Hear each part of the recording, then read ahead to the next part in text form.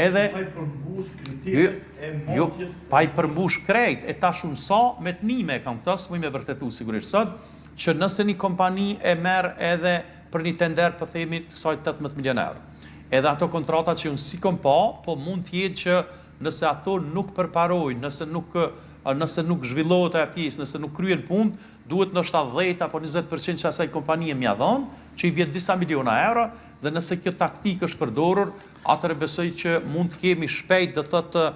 përballje të zotit Rama me prokurorinë e Kosovës, se që asnjë qytetar të e përfshi veten time në Prishtinë nuk besoj që don që ta ketë një kryetar i cili çdo ditë mund të ketë kjo probleme mbetet të shihet, po besoj që do një ulëmtim pak më të thellë edhe për ato cilat edhe i përmendet. Për shkak se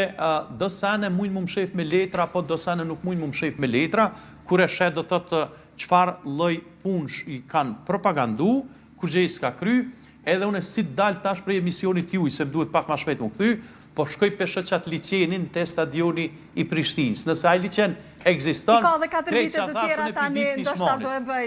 Megjithatë janë 46.935 votues të cilët edhe besojnë që përparim Rama është i duri për Prishtinën. Po jo, që ta shpjegojnë edhe një herë. Beson DDK-ja se ka interesat e veta. Beson PDK-ja, beson AK-ja, beson Nisma, tash nuk pe përfshi aty edhe listën serbe sepse ata s'kan pas kandidat. Këta besojnë sepse i kanë interesat e veta, po flas për qytetar të thjesht. Dhe nëse dikush e sheh Prishtinën si ka qenë para 4 viteve, qysh është sot, do thotë shtëpiat, ndërtesat mëdha, jo shtëpia, mund ndërtu do thotë pa kurfar kriteriumësh, saqë ai humori që e themi me telekomand mundesh me ndru programin dikujt kojshis, kjo ka ndodhur vetëm me përparim Ramën. Nuk po them që më herët ka qenë Zvicër Prishtina, po në kuptimin e një kryeqyteti, po në vend që sa më tepër kalojmë kohë prej përfundimit të luftës, që të kemi standarde më të mira, që të kemi zhvillim më të mirë, tani nuk ka kurfar emergjenca, do thotë që me qenë rreth 200.000 banesa të zbrasa në Prishtinë, e që zoti Rama, këtë rast përparim Rama, mund të thjesht me ndryshu këtë situatë.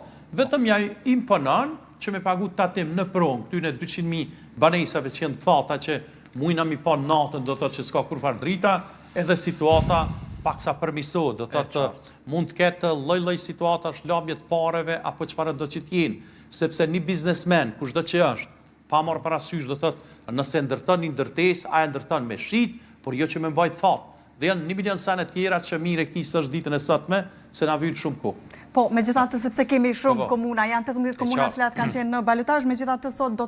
ato cilat do të arrijmë edhe të analizojmë, do t'i analizojmë. Do të kalojmë tek komuna e Mitrovicës. Do të flasim për Mitrovicën sepse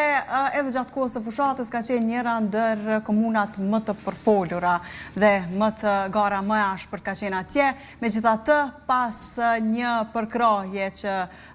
ka marrur në fakt kandidati i PDK-s atje, megjithatë ka arritur që deri më tani, rezultatet që janë deri më tani